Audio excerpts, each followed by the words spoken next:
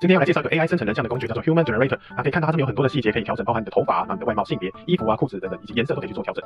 来实际测试看看。可以看到那个系统已经帮我们生成了一张 AI 图片了，那这边就有很多的那个生成的细节可以在这边做调整，包含这边它的那个年龄啊、性别啊、国籍啊、身材等等。那我们正在快速做一个调整，来生成看看。这边也可以更改你的那个姿势。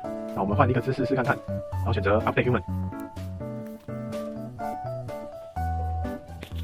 可以看到出现一个很可怕的一个画面哦，它就生成了一个，你看这个姿势符合我们刚选的样子嘛，然后它的衣服，这因为我都是随便乱选就随机产生。那它还有一个蛮有趣的功能，就是你可以上传那个照片，然后它可以帮你替换那个脸部的那个脸这样子所以我可以上传一张 Curry， 然后来试看看，点下去，然后你要选 Update Human。你看它现在已经生成完成了，可以看到它现在已经变成 Curry 的脸了。好，那有兴趣的朋友就可以来玩看看咯。